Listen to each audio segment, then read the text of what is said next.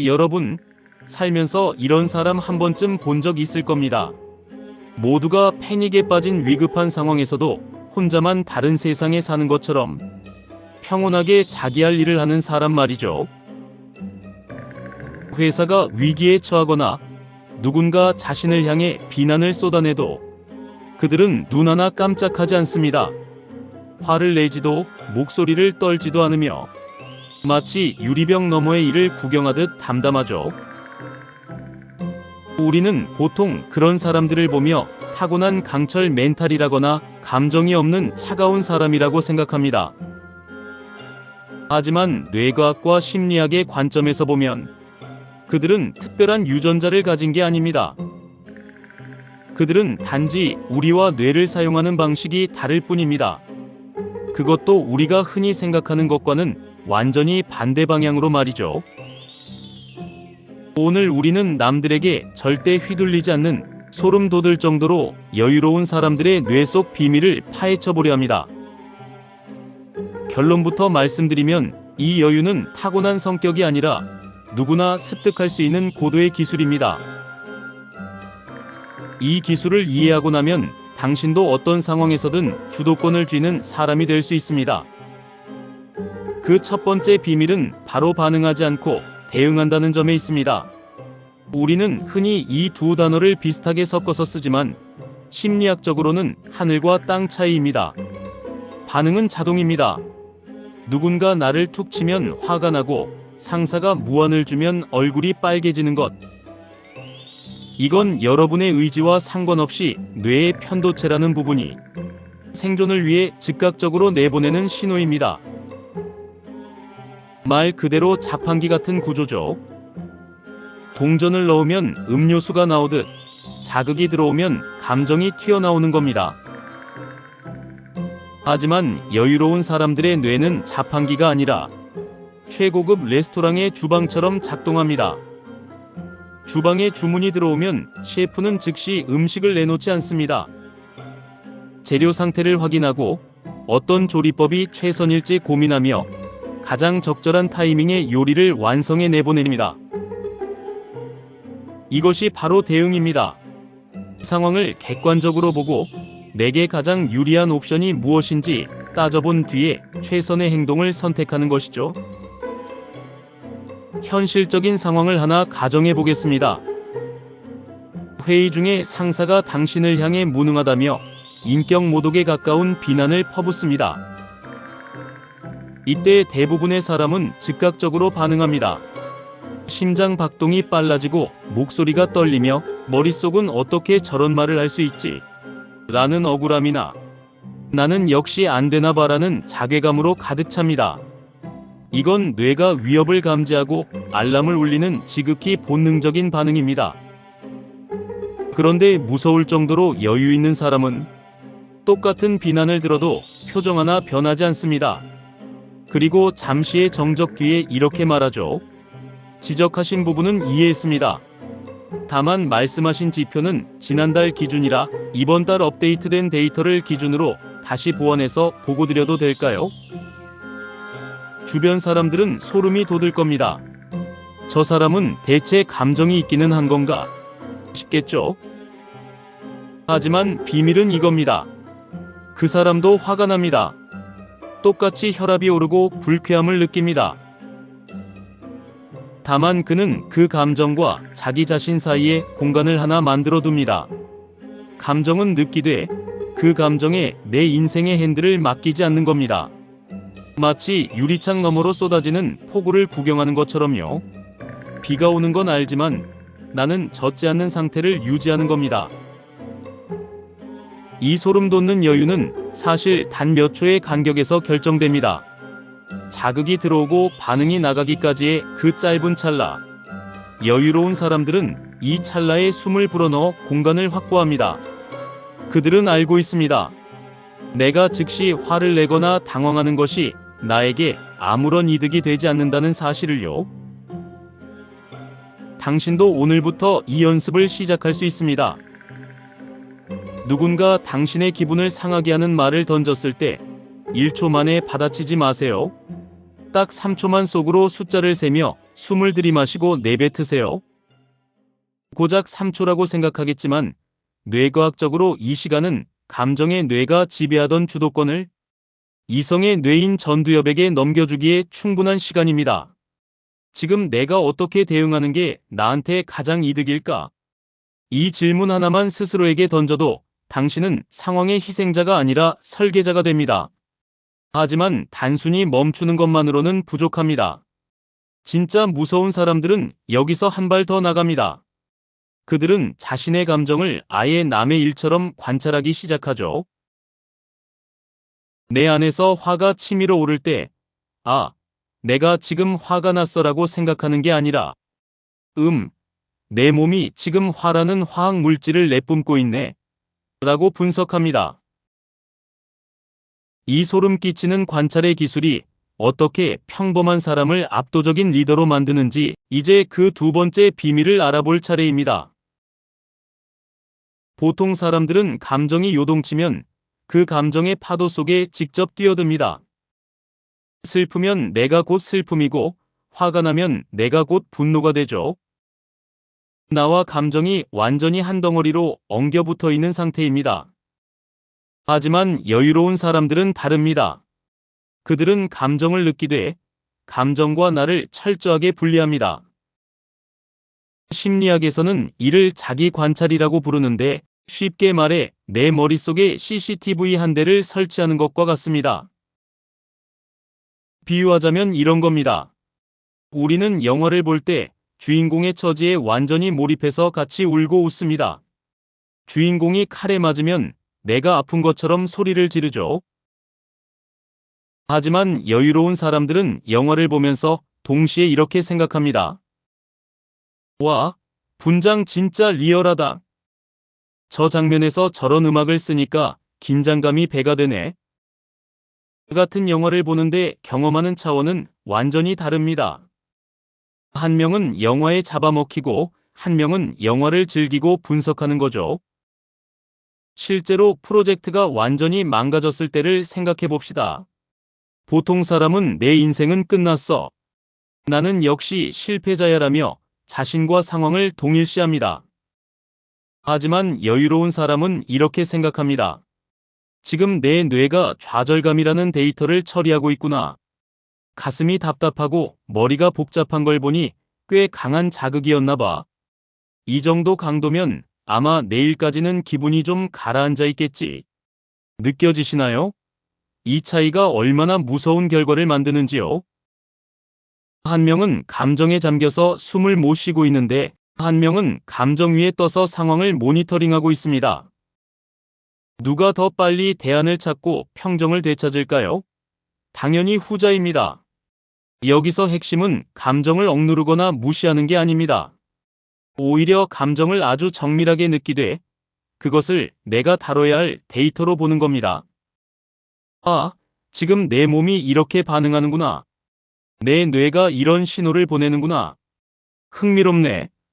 이런 식으로 관찰을 시작하면 신기한 일이 벌어집니다. 감정의 강도가 순식간에 줄어들어요. 감정은 아이러니하게도 주인이 당황하면 더 크게 날뛰지만 주인이 차분하게 지켜보기 시작하면 금방 기세가 꺾입니다.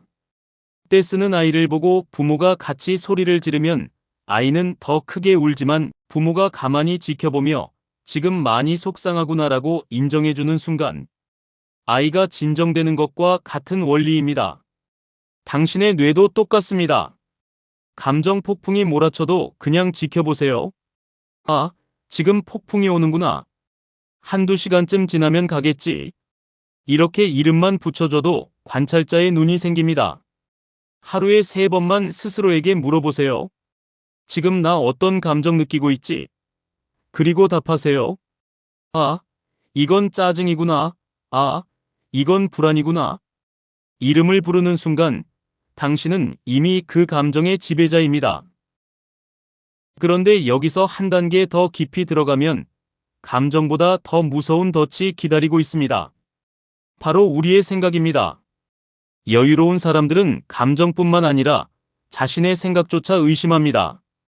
보통 사람들은 내가 머릿속으로 생각하면 그게 100% 사실이라고 믿습니다. 하지만 여유로운 사람들은 생각과 사실을 완벽하게 구분하는 소름 돋는 분별력을 가지고 있습니다. 예를 들어 상사가 복도에서 인상을 쓰고 지나갔다고 칩시다. 보통 사람의 머릿속은 즉시 시나리오를 씁니다. 내가 어제 보고한 게 마음에 안 드나? 나 잘리는 거 아니야? 저번에 했던 말 때문에 화났나? 꼬리에 꼬리를 무는 생각 때문에 이미 스트레스는 극에 달합니다. 하지만 여유로운 사람은 차분하게 팩트를 체크합니다. 사실은 상사가 인상을 썼다는 것 하나뿐입니다. 나를 싫어한다거나 화가 났다는 건 내 뇌가 만들어낸 가짜 뉴스일 가능성이 높다는 걸 알죠. 생각은 일기예보와 같습니다. 예보에서 비가 온다고 했다고 해서 이미 비를 맞은 것처럼 우울해할 필요가 있나요? 예보는 틀릴 수도 있고 설령 비가 온다 해도 우산을 준비하면 그만입니다. 여유로운 사람들은 예보를 참고만 할 뿐 그것에 감정을 낭비하지 않습니다. 중요한 발표를 앞두고 망치면 어떡하지? 라는 생각이 들 때 그들은 자문합니다. 이게 사실인가? 아니면 내 상상인가? 이 생각이 사실이라는 증거가 있는가? 이 질문 하나로 머릿속을 떠다니는 수만 가지 걱정의 80%를 잘라냅니다. 대부분의 스트레스는 사실이 아니라 해석에서 오기 때문입니다. 상황을 어떻게 해석하느냐에 따라 지옥이 되기도 하고 단순한 과제가 되기도 합니다. 결국 인생은 사실의 기록이 아니라 해석의 기록입니다. 같은 실수라는 사실을 두고 나는 무능해라고 해석하는 사람과 이번엔 좋은 데이터를 얻었네라고 해석하는 사람의 미래가 같을 수 있을까요? 이 소름 돋는 여유의 핵심은 내 뇌가 멋대로 쓰는 가짜 시나리오에 속지 않는 냉철함에 있습니다. 이제 이 냉철함을 현실적인 성과로 바꾸는 기술을 알아볼 차례입니다. 여유로운 사람들의 세 번째 비밀은 바로 통제권의 분리입니다. 사실 우리가 일상에서 느끼는 스트레스의 90% 이상은 내가 바꿀 수 없는 것들 때문에 발생합니다. 쏟아지는 비, 꽉 막힌 퇴근길, 타인의 무례한 성격, 이미 지나가 버린 과거의 실수 같은 것들 말이죠. 보통 사람들은 이런 통제 불가능한 일들에 모든 에너지를 쏟아붓습니다. 왜 하필 오늘 비가 오는 거야? 저 사람은 왜 말을 저따위로 할까? 라며 분노하고 좌절하죠. 하지만 이건 벽을 보고 밀어내는 것과 같습니다. 아무리 세게 밀어도 벽은 움직이지 않고 내 몸만 지칠 뿐이죠. 반면 소름 돋을 정도로 여유로운 사람들은 이 지점에서 아주 냉정하게 계산기를 두드립니다. 그들은 상황을 마주하자마자 단 1초 만에 질문을 던집니다. 이거 내가 바꿀 수 있는 건가? 만약 답이 아니오라면 그들은 그 즉시 고민을 멈춥니다. 포기가 아니라 수용을 하는 거죠. 그리고 바로 다음 질문으로 넘어갑니다. 그럼 지금 이 상황에서 내가 할 수 있는 최선은 뭐지? 비가 오면 하늘을 보고 화를 내는 대신 조용히 우산을 펴거나 실내에서 할 수 있는 다른 즐거운 일을 찾습니다. 상사가 말도 안 되는 지시를 내렸을 때 뒤에서 동료들과 욕하며 에너지를 낭비하는 대신 이 상황에서 내 커리어에 손해를 안 볼 가장 효율적인 방법을 찾아서 실행에 옮깁니다. 이 차이가 1년, 5년이 쌓이면 인생의 격차는 따라잡을 수 없을 만큼 벌어집니다. 한 명은 환경의 노예로 살고 한 명은 환경을 이용하는 설계자로 살기 때문입니다. 여기에 더해 그들은 시간의 축을 아주 길게 늘려 쓰는 소름 돋는 감각을 가지고 있습니다. 이것이 네 번째 비밀인 큰 그림 보기입니다. 보통 사람들은 지금 여기라는 좁은 프레임에 갇혀 있습니다. 오늘 상사에게 깨진 일, 이번 달 실적이 안 나온 일, 친구에게 무시당한 일 하나하나가 세상의 전부처럼 느껴지죠. 렌즈를 너무 가까이 들이대면 초점이 흐려지듯 사건 하나하나에 너무 몰입하면 인생 전체가 망가진 것처럼 보입니다. 하지만 여유로운 사람들은 마음속에 거대한 지도를 가지고 있습니다. 오늘 겪은 수모나 실패는 그 거대한 지도의 아주 작은 점 하나일 뿐이라는 걸 너무나 잘 알고 있죠. 그들은 스트레스를 받는 순간 스스로에게 이렇게 묻습니다. 1년 뒤에도 이 일이 중요할까? 5년 뒤에 내가 지금의 나를 본다면 뭐라고 할까? 놀랍게도 우리가 지금 죽을 것처럼 고민하는 일들의 99%는 1년만 지나도 기억조차 나지 않을 사소한 일들입니다. 이 시간의 마법을 미리 당겨 쓰는 것, 그것이 바로 여유의 본질입니다. 10년이라는 긴 여정을 걷는 사람에게 길가의 돌부리에 걸려 넘어진 건 잠시 무릎을 터는 일이지 여행을 포기할 이유가 되지 않습니다. 그들은 오늘 하루의 패배를 인생의 패배로 확장하지 않는 무서운 단단함을 가졌습니다. 결국 이 모든 능력은 하나의 핵심으로 수렴됩니다. 바로 에너지 관리입니다. 왜 어떤 사람은 항상 지쳐있고 예민한데 어떤 사람은 폭풍 속에서도 에너지가 넘칠까요? 여유로운 사람들은 자신의 정신 에너지를 핸드폰 배터리처럼 관리합니다. 그들은 에너지 도둑들을 철저히 차단합니다. 익명의 악플, 나와 상관없는 연예인 뉴스, 감정 소모뿐인 논쟁, 실체 없는 걱정들. 보통 사람들이 이런 곳에 배터리를 다 써버리고 정작 중요한 순간에 방전될 때 여유로운 사람들은 에너지를 아껴두었다가 결정적인 승부처에서 폭발시킵니다. 그들은 무관심한 게 아닙니다. 무엇에 관심을 가질지 선택하는 능력이 탁월한 겁니다. 나에게 소중한 것, 내가 바꿀 수 있는 것, 나의 미래를 만드는 것에만 에너지를 집중하고 나머지는 그냥 지나가게 둡니다. 이것이 바로 주변 사람들이 경외심을 느끼는 그 평온함의 실체입니다. 자, 지금까지 우리는 무서울 정도로 여유로운 사람들의 뇌 속을 깊숙이 들여다봤습니다. 이제 마지막으로 이 모든 조각을 하나로 합쳐 당신의 일상을 바꿀 실전 설계도를 완성해 보겠습니다. 결국 여유라는 것은 대단한 인격 수양의 결과물이 아닙니다. 그것은 아주 철저하고 계산적인 선택의 연속입니다. 뇌가 시키는 대로 끌려가는 노예로 살 것인가, 아니면 내 뇌의 주인으로서 상황을 지배할 것인가. 이 갈림길에서 여유로운 사람들은 언제나 후자를 선택합니다. 우리가 살펴본 6가지 핵심을 다시 한번 머릿속에 새겨보세요. 자극에 즉각 반응하지 않고 3초의 간격을 두어 대응하는 것. 내 감정을 타인의 일처럼 객관적으로 구경하는 관찰자의 눈을 갖는 것. 생각이라는 이름의 가짜 뉴스와 실제 사실을 엄격하게 구분하는 것.